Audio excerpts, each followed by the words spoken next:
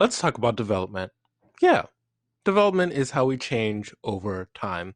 There are lots of ways that we change. We're going to talk about them. That's how this works.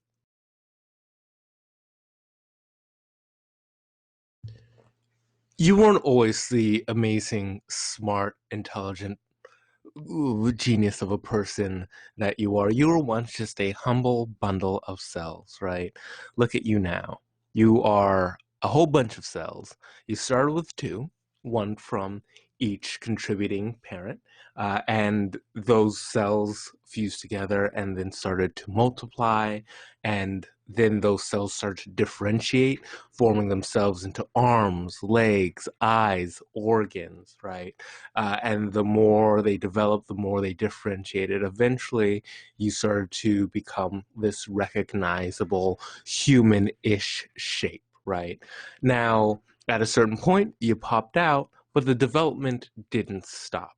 So even though there was a lot of development and very rapid development that happened in this prenatal stage, that isn't just the end of it. So let's talk about what happens afterwards. But wait a minute, you say. Isn't there a whole bunch of important stuff that happens before we're born? Oh, I thought we were going to be able to skip past it, but I guess you want to learn about development. Oh, okay, fine. So, as you probably know, this is a very delicate stage in development. If you've ever heard of fetal alcohol syndrome, or if you've had a friend who was pregnant, or if you were pregnant yourself, you might know of all the things that you have to worry about at this stage, right? You got to quit cocaine. You can't do cocaine anymore, right? All those illicit drugs that you've been doing, you can't just eat mercury thermometers anymore because there are these substances called teratogens that can negatively affect your development. In addition to avoiding things like alcohol, mercury, radiation, you also have to make sure that you have a healthy, balanced diet. So, for example, folic acid is very important in the development of the new eventual newborn child. So, what you have to do is, in some cases, supplement to make sure that your diet as the person who's holding this developing child in your body. I was like, in what part of, I was about to say tummy, but that's scientifically inaccurate. We all know that babies aren't actually in stomachs, right? There's acid in there. That's not a great place to put a baby. Hot tip. If there's a place with acid and you've got a baby, don't put your baby in the place with acid. If you learn nothing from this lecture, at least learn that.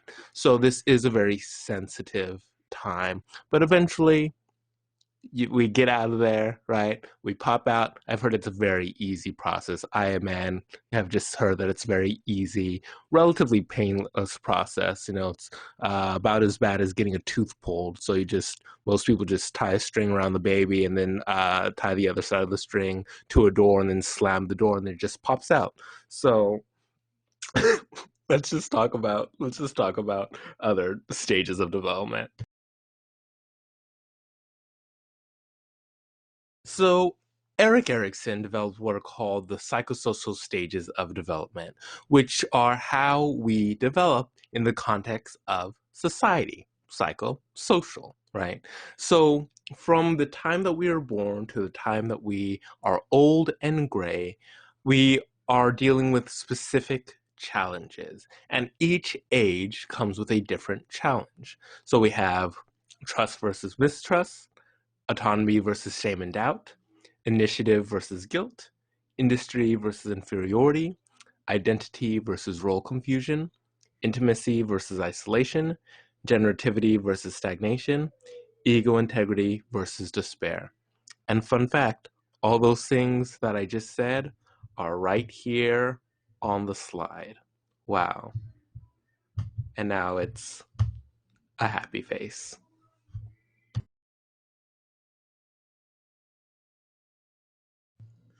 I'm not sure if you've ever seen a baby, but babies are weak. I fought a baby recently and I won because I'm a strong adult and the baby was weak. I was eating a steak, the baby cried because it was hungry. And I was like, well, you go to the store and get your own steak, baby. But this baby could not get a steak on its own because babies, not sure if you knew this, are fully dependent on the people around them for their survival. They are weak and just gonna be honest, if you're a baby and you're listening to this, I'm sorry, gonna attack you, coming at you. Babies are a little dumb. Okay? Have you ever seen a baby change a tire? Have you ever seen a baby do a math problem? I thought so, right? My dog knows more things than a baby, and I don't have a dog, so that means that my dog knows zero things, and babies know less than that. Babies are dumb. They are fully dependent on us, which means based off of how the people in their lives react to them, that's going to affect whether or not they learn to trust the environment or to not trust the environment. So, this first stage, trust versus mistrust, is based off of what happens at these very young and formative years. If, in general, a baby cries and within a reasonable amount of time somebody attends to their needs, they're going to learn that the world generally is a place in which their needs will be taken care of. If they don't receive that, if they cry and 10 minutes, 20 minutes, 30 minutes pass, an hour, and no one comes to soothe them, and that happens all the time, then they're going to learn that the world is a place that they cannot trust and that they have to take care of themselves and they can't depend on other people. And what's learned at those very early stages can last for their entire lives.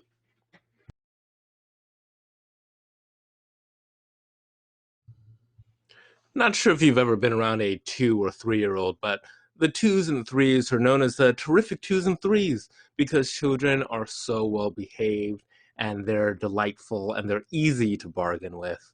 I am, of course, lying like I always do to you. These are the terrible twos and threes. There's a word that children learn at this point in their development, which is annoying to their parents and to anyone who tries to deal with them. And that word is no, right? The word no is a very powerful word, annoying word, but a powerful word. Because what happens with no is you're allowed to exhibit autonomy. You're telling the environment what you want and what you don't want. And this is very important in development. If you don't have the ability to say what you want and don't want, you don't have a true sense of self, right? You learn that it's bad to want things for yourself. So if your parents say, which shirt do you want to wear? And you say, the blue one, right? I don't know if children know colors. I don't hang out with children very often because I'm a grown adult. But let's say the child says the blue one, and then you say, well, no, you're going to wear the red one, right? Then the child is going to feel dumb for suggesting the blue one. So obviously, there are practical limits to this. Children can't do whatever they want if they see, because you've seen children, they make poor decisions sometimes. So they see like a poop on the floor and they want to eat it, and then you say no, and they cry because they want to eat the poop, right? This is I've heard very similar stories from parents, or like the dog has food and they want to eat dog food out of a bowl too. And like, you're not going to do that, right? You're a human being.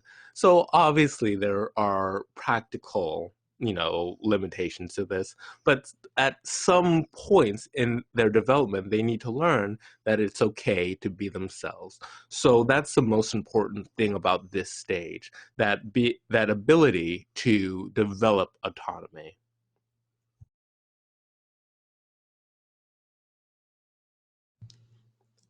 Then we have initiative versus guilt.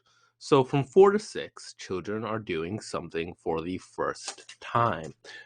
Want to guess what that is? Yes, that's correct. They're starting to go to school. And at school, they're given tasks, and children learn whether or not, right? They are competent at specific things, whether it's drawing a circle or playing with blocks or making something out of clay, right? Or picking up the big parachute thing and then tucking it under yourself so that you can all hang out in a parachute. Whatever thing it is, children are learning that it's okay to try things, right? That sense of initiative. If they never feel like the things that they do are good, then they start to feel guilty. So you might have at some point seen a child's drawing at the age of 5 or 6. They're not good, right? But as a parent or family member or just friend of the family, our job isn't to go, your sense of perspective is off. There's no proportion between the arms and legs. You really need to maybe take a couple classes before you try your hand at art again. No, we're supposed to go, oh my, oh, where's my little, this is my little Picasso. Woo, this is good. This is good. You know where we're going to put this? We're going to put this on the fridge because this is talent, right? Uh, can you draw another one? I would love to have another one. Ooh, is that a horsey? That does almost look like a horse. I meant to say that's great. We're going to put that one on the refrigerator too. All of them go on the refrigerator because children need to learn that it's okay to try things. They won't be great at everything, but they need to learn that it's okay to try.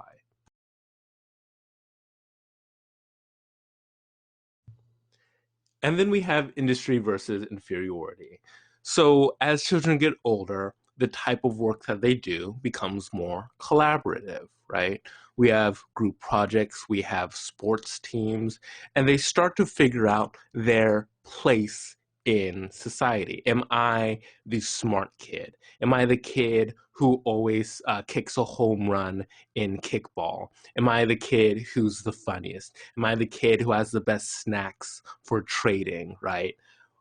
Children start to learn what their role is in society, in their group, and they either feel industrious, they feel like they contribute to the group, or they feel a sense of inferiority. They feel like they don't contribute. They feel like they don't have any sense of purpose.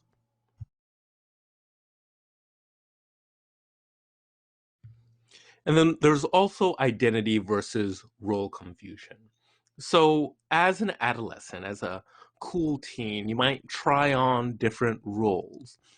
And part of this trying on different roles is a sense of detaching yourself from your roots and figuring out who you are, right? So by trying on different roles, figuring out, oh, do I like rock and roll, or maybe I'm Buddhist, or maybe I'm going to dye my hair or wear all black or cut it all off, right? By changing your identity, you discover who you are. And this adolescent distancing oneself is very important for the development of a healthy adult.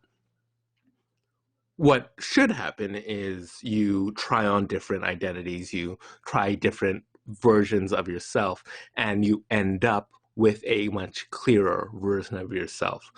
But an interesting thing is happening in a society now, which is the idea that adolescence is extending into early adulthood. Because at 19, a lot of people still don't know who they are, right? Back in the day when Ericsson was developing these series, at 18, you might already be married, you might have started a job, right? Not everybody went to college. And now a lot of people graduate from college and still don't know who they are because you haven't established yourself in a career, right? Maybe you're still figuring out what to do with your major. So this figuring out who you are, it for a lot of people nowadays extends past 19 and into your mid 20s or later.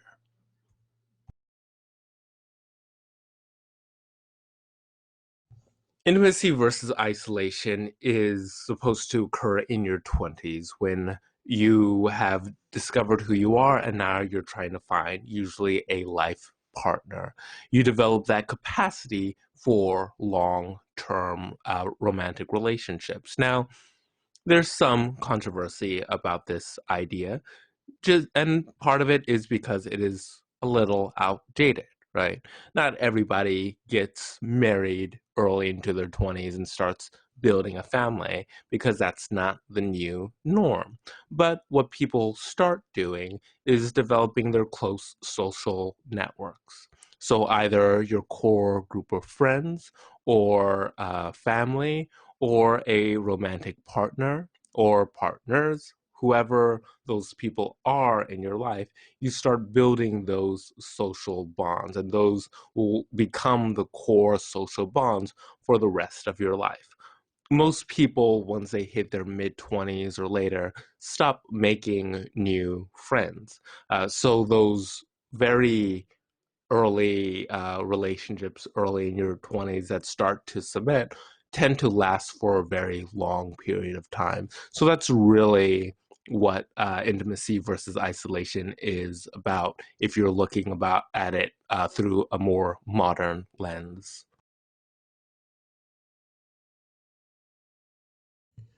Then we have the idea of generativity versus stagnation. Now, around this time, from your 30s to your 50s, you start to cement certain things. Maybe it's a family, maybe it's a career, maybe it's some sort of service, right? Maybe it's a group that you spend a lot of time with.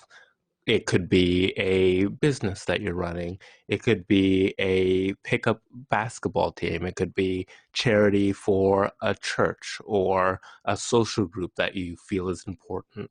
But there's this idea that in middle age, we're supposed to be creating, and the things that we've set up, we're just building on top of them. Whether it's advancing in your career, right? Moving from just a kid right out of law school working in the mailroom to a partner at a law firm, or is it moving up the corporate ladder or raising a family and getting them from being born to college and hopefully through college, whatever that thing is. That's what this stage is about, that feeling that you've made something and it's continuing to grow and develop, and committing your energy to that, or that feeling that some people might have that you aren't doing anything positive with your life and you're just kind of wasting away. Stagnation.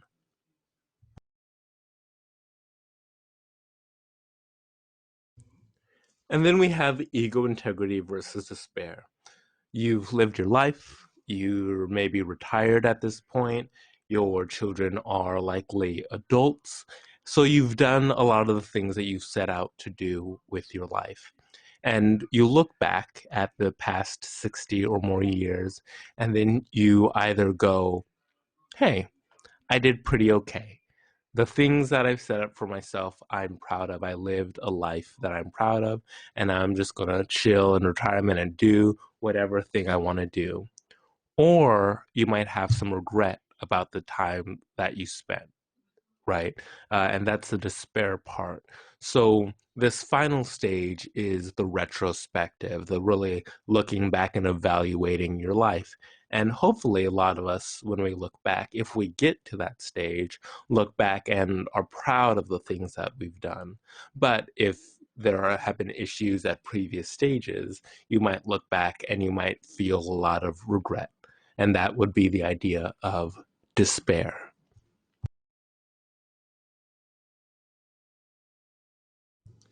Wow, that was depressing, right?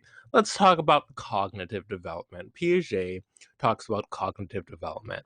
So, this just goes from birth to 12 years old. So, we don't have to talk about like, being sad and old. But now that you are aware that that's a thing that can happen, you have time before you get to that point to make sure that you're living a life that you won't regret. That's the fun thing about learning about psychology, right? You learn the things that could go wrong, and now you can prevent them. Hey, but we're not talking about Erickson and his psychosocial stages anymore. We're talking about Piaget and how our minds develop, right? How we develop the ability to think more gooder, think brain, think good, brain. Uh, Oh, look at this baby. Oh, you know what, baby? You shouldn't be putting your hands in your mouth, right? Hands off the face. It's unhygienic. But what babies are doing at their dumb baby ages, you're probably going to think that I hate babies. I have no problem with them. It's just you can't have a good conversation with a baby, right? You always have to be like, get back, back. And then they're like, get back, right? It's like, no, I want to have like, let's talk about real stuff. What are your interests, baby? Right? You can't just go to a bar with a baby and grab a drink. You can't do that. That's why I have an issue with babies, and it's not their fault. It's not their fault. But babies are learning a lot about the world, right? Everything that they see, they want to grab, they put it in their mouth, and that's that sensory motor stage. They're really trying to take in as much information and start to categorize that information. One of those processes is what's called assimilation. So you start to see things and then you start making these categories, right? Oh, this person's great. They spend a lot of time with me. They smell good. Oh, they're feeding me. Great. And I get to like lean on something soft as I'm eating. This is chill. This is so chill. This is mom. Let's just call this person mom. I'll say words later. That's the thing that comes later. But I've got this category, right? And then I see this like fluffy thing that's in the house, and it's got four legs, and it seems to like me well enough, right? Okay, this is a dog. So they start making these categories, these mental schema. Schema are just rules that we have for the world. But then what ends up happening is something will be presented that kind of violates one of those schemas. So you see something that has four legs and is fluffy and is in the house, and then you go, oh, that's a dog. And then somebody goes, oh, baby, you are so dumb. That is not a dog, that is a cat. And then you go, ah, I see, triangle ears, does not go bark, goes meow. Wonderful, right? So you start changing those categories that you've assimilated in order to accommodate new information. So the infant and the soon to be toddler is making all these little categories to understand the word. Uh, One thing that also develops is what's called intentional acting. Children at this age can start to understand cause and effect. So they know that if they shake the rattle, it makes a sound that they like. So they'll reach for the rattle, grab it, and shake it, right? They know that if they cry, somebody will eventually come and help them. So they want something, so they cry. Intentional acting. There's also the idea of object permanence. Now, you are a smart adult. If I covered my face with my hands, you would know that I was still there. Now, even though you cannot see my eyes, nose, and mouth, you would know that behind my hands was me. Babies, oh, babies, you are just so dumb.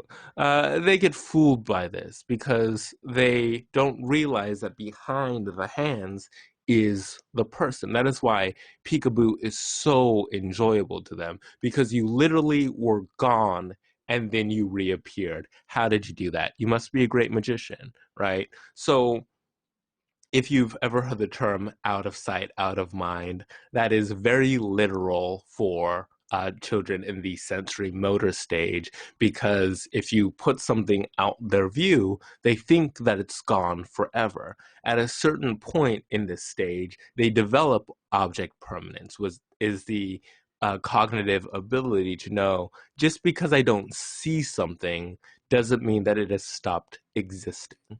That's object permanence.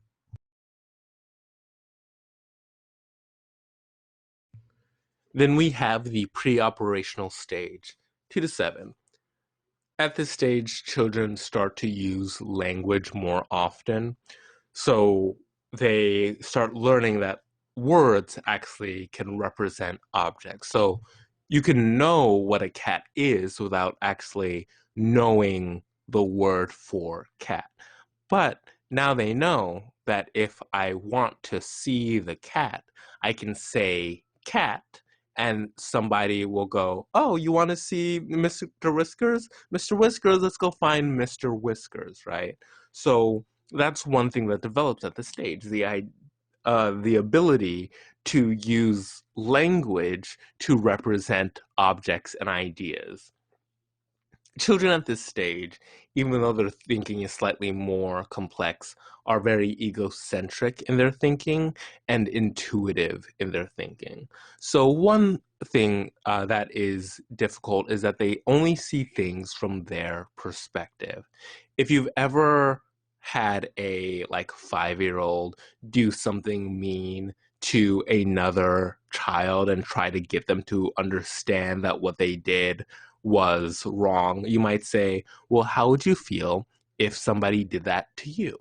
And children at this age don't really understand that question because they have a very hard time seeing things from any perspective other than theirs. For example, if we if I see somebody who is blindfolded, right, and somebody asked me, what do they see? I would say nothing.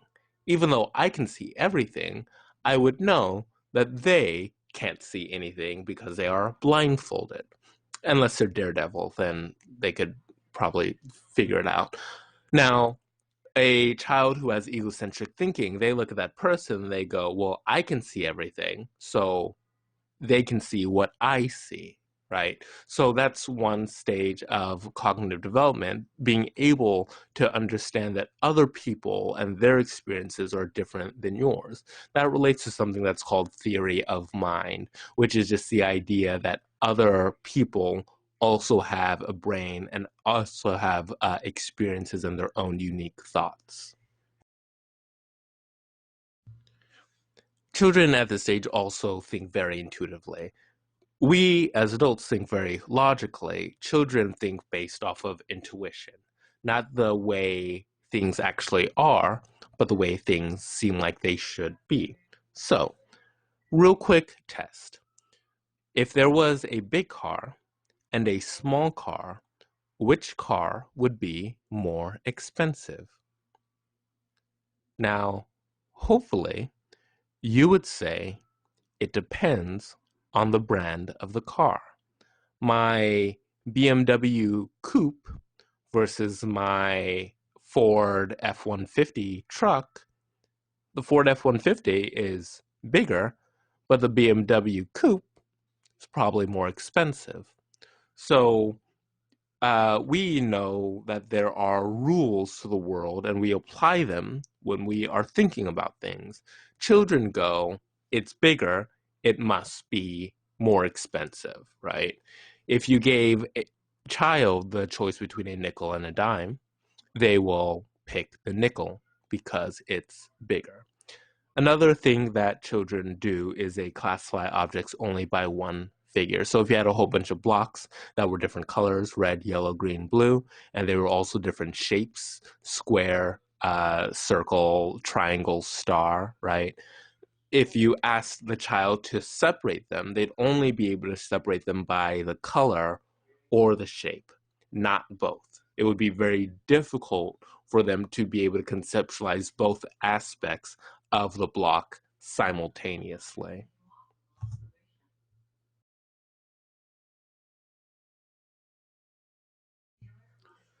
So between the ages of 7 and 12, this is what we call concrete operational.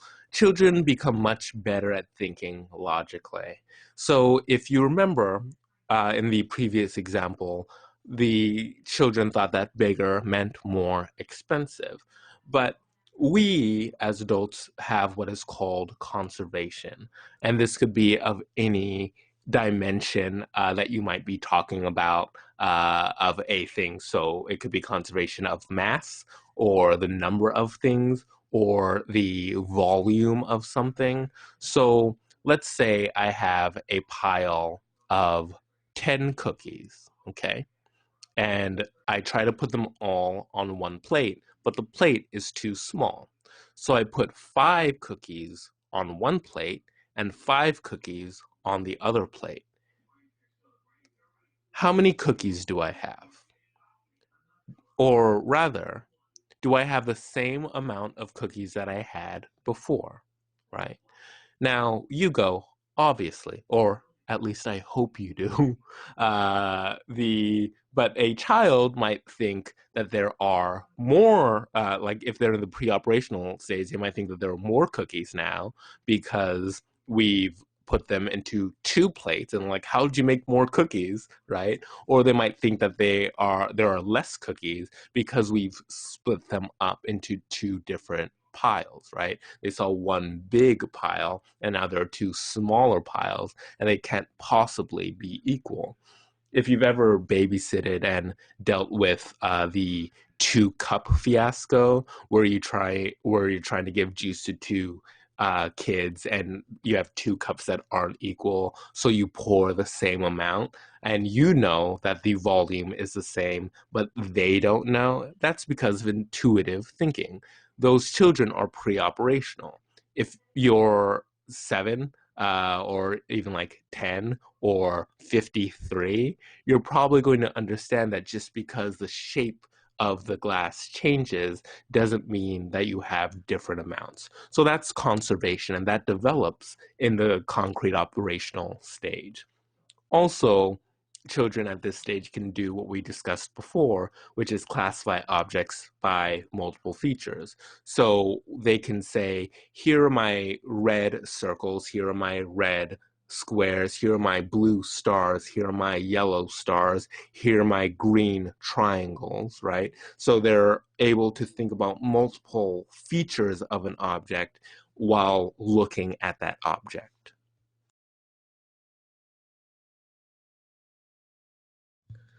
I got tired of pictures of kids and human beings, so here's a whole bunch of real cute lambs. Oh, they're so cute. Oh, just look at their tiny little eyes and a little mouth.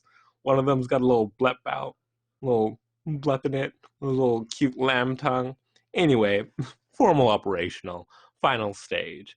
This is when we develop abstract thinking. We're concerned with the hypothetical, the future, and the ideological, right?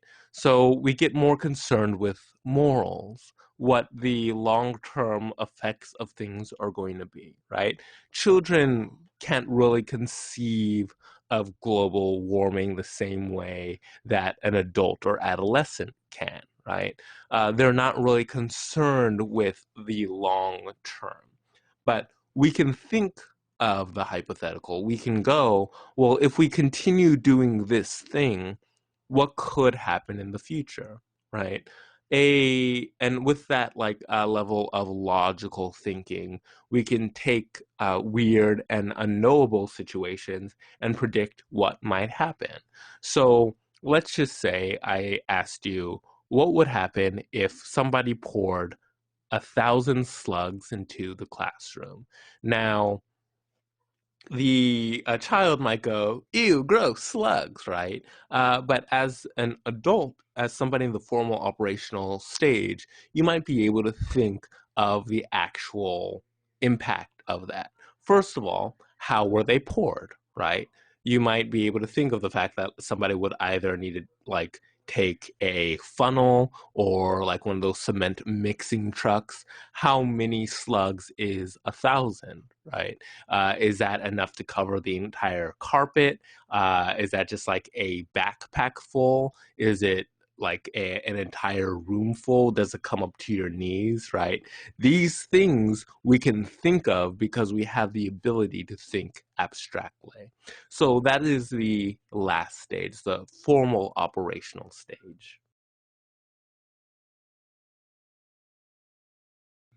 Now, to wrap up, I just want to cover a few more bonus stages of development. One is Kohlberg's stages of moral development. Now, I want you to think of what you might do in the following situation. Okay. You have somebody who you care about a lot. They're your partner. You're madly in love with them, right? Whatever your version of a perfect partner would be, they are that, right? Now, this person gets very sick, and you find out that there is an experimental drug that hasn't been released yet, and you know that you could actually steal it. And if you stole it and you got it to them, which you know that you'd be able to at least get it to them, that person would recover. So you have the opportunity to steal it. You know that you can get it to them, and you know that they would recover if they got the drug. Now, two questions. Would you steal it? Yes or no? And why? Okay? Think about that for a second. Just gonna take a sip of this glass of water. It's good water. Did you decide? Great. So, would you do it? Yes or no? Or and why? Now, whether or not you would do it actually does not matter. The thing that does matter is the why. There are three types of moral reasoning, uh, according to Kohlberg. The first is pre-conventional, and this is concerned with reward or immediate punishment, right? So if you said, I would do it because I would feel terrible if the person that I cared about died, or I would feel very guilty about letting the person who I cared about down. That's pre-conventional. The If you said something like, I'd feel great to if I were able to make them better, or I don't want to lose the person that I care about, right? Also pre-conventional, because the focus is on how it affects you. The next stage is conventional, and that's more concerned about how society will view you, either dealing with laws or dealing with your close social circle. So if you said something like, well, I wouldn't steal it because if my mom knew that I stole something, she would be ashamed of me, right? Or I wouldn't steal because it's illegal, or I would steal because I would have to look into their parents' eyes and tell them that I didn't do everything that I could to save that person, right? So conventional is concerned with how other people, either the law or your social circle, are going to judge you. And then finally, post conventional is concerned with more abstract ideas. So the idea of karma or some universal law. So if your reasoning were something to the effect of, there should never be a society where there is a cure for a disease that people don't have access to, or uh, by doing this terrible thing of stealing, I'm actually doing a much greater good. Or if I were the person who was being stolen from, if I knew that I could save somebody's life by having this thing stolen from me, I think I'd be okay with it, right? So putting yourself in other people's shoes, these universal laws, that's post conventional reasoning. Now, none of these types of reasoning are the right way. If you were pre-conventional, conventional, post-conventional, it doesn't really matter. One thing is we use different types of reasoning for different situations.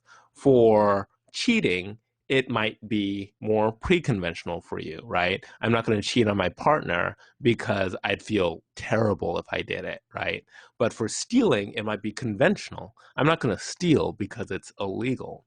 Or if it's giving somebody a scantron on the day of a test, you might do it because you know that you might be like, well, it's karma. I do something good for somebody. I'm going to forget a scantron one day and somebody will do it for me. So these aren't set in stone. And depending on what you're thinking about, what moral quandary you're dealing with, you might use a different type of reasoning. But these help us understand how different people think about moral situations.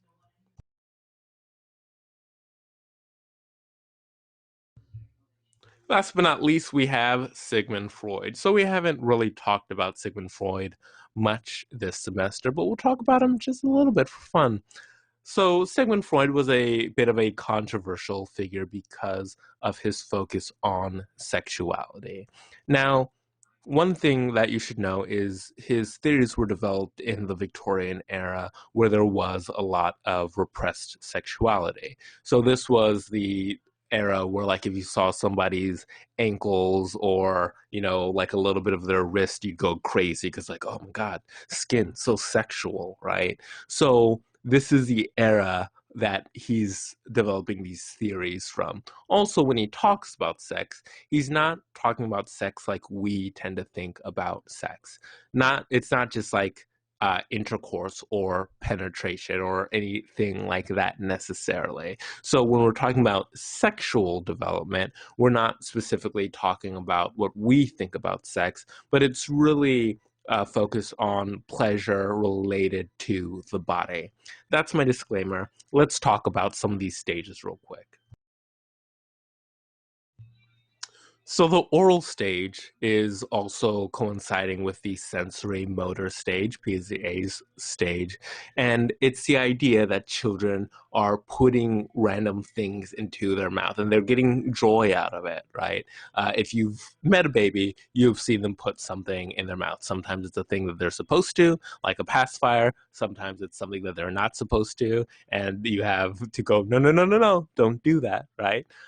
And what sometimes happens is a parent, according to Freud, might be too overbearing and prevent the child from exploring the world with their mouths, right?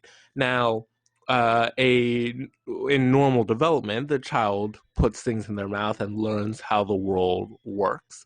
But if the child doesn't get enough of that, they might develop what's called an oral fixation. So, according to Freud, children who didn't get enough oral play, so playing like putting toys and things in their mouth, will do that as older children and as adults. So when we look like at people who like chew on the back of a pen or pencil, or always have like a toothpick in their mouth or smoke cigarettes, that is an oral fixation, according to Freud. Then we have the anal stage. And at this stage, people are starting to get potty trained. So there are two things that are happening. So this is around the age of 2, 3, 4, right? Children either get joy from expelling their poo, right, or from holding onto it. So there are two terms. One you might be familiar with. There's the idea of being anal retentive, right? Those are the children who enjoy holding on to their poo. Then there's anal expulsive, children who just want to get it out, right? Now, so if you've ever heard somebody being described as an anal person or an anal retentive person, this comes from this theory. The idea is they experienced joy from holding all their mess inside, right? So now, as an adult, they have to have things be a specific way. They're into routines and control. So that person might be annoying because they're like, oh, no, it has to be done this way. But so they're anal retentive. The one that isn't used as often is the idea of being anal expulsive, which is a complete opposite of that. That person's poo is all over the place. And so as a child, they got joy from just having everything happen whenever, right? So now as an adult, they go, oh, right. I don't need to have things organized, whatever way it happens, whenever it happens. I'm not super worried about it. Then we have the phallic stage. So the phallic stage is a very interesting stage according to Freud. Now, this is when gender roles are developed. So what happens according to Freud is that and again, this was the 1900s, so this was a very male centric theory. The young boy looks at the relationship with his parents and goes, ah, my father and mother are married. So when I grow up, I'm going to marry my mother. Because remember, children don't have clearly defined logic at this stage. They're thinking very intuitively. So if you've ever heard a child go, when I grow up, I'm going to marry daddy or my sister, like that type of thing, we as adults go, oh boy, I should record that and post that on the internet when you run for public office because that is hilarious and gross to me, right? But children don't understand the complexities of, adult courtship. So I sound very cool saying adult courtship. I promise that I've dated somebody once in my life. So the the male child goes, okay, I have to marry my mom. That is what I'm going to do when I grow up. But then they realize that they can't because their dad is there, right? So because their dad is this obstacle, they go, well, how am I going to figure this out? Well, I don't they feel this competition with their father, and they're like, I want to get rid of him so I could marry my mom. But then they realize that they're just a small child, and their father is a strong adult male who will break their tiny little child arms, right? So they go, okay, well, I can't marry my mom. I can just find somebody like my mom. So if you've ever heard the idea that we basically date our parents, this is why these very early patterns of relationships are ingrained in our brains, and we go, this is what a relationship probably looks like. So I'm going to, and this is happening very subconsciously, I'm going to find somebody who is similar to that. That's referred to as the Oedipus complex. Now, if you've never heard the story of Oedipus, I will tell it to you very briefly. There was a king and queen, and they were having a party, a cute little baby shower, and the Oracle of Delphi, who ruins every party, comes and is like, hey guys, got a prediction because I'm an oracle. Your new son is going to kill you, dad, and is going to marry you, mom. So happy birthday, new baby. Oracle of Delphi out, right? So the parents, the king and queen, did what any logical parents would do if some random person tells you that your child is going to grow up, kill the father, and marry the mom. They tried to kill their son. So they took the baby, tossed him down a hill, and they were like, great, babies are very weak. We definitely do not need to check to make sure that the baby is dead. Meanwhile, there was a shepherd who was like, man, I'm 27. I should probably think of settling down, and whoop, and a child fell into his arms and was like, okay, Apollo, I'm just going to take this as a sign from you, and raise the child as its own. So the child at some point was like, hey, dad, it was great being a shepherd, but I'm going to go and like just, it's spring break, so I'm just gonna go and like see if I can find some ladies. So he goes on a one-man road trip, and he's on a very narrow mountain pass. And there's this old guy with his like boys, and the old guy and his boys were like, "Yo, it's a narrow path. You got to step back, right?" And Oedipus was like, no, I'm not going to do that. So the boys were like, okay, well, we're going to need to fight. But Oedipus overwhelms the boys and the old man and kills them. Very sad. Very, very sad. So this random old man is dead. Not important. You don't need to pay attention to that fact. He goes to the city, kills the Sphinx. Not important. And there's this like lady who's like, "Yo, my husband just died, and I'm grieving. You wanna?" And then he was like, yes.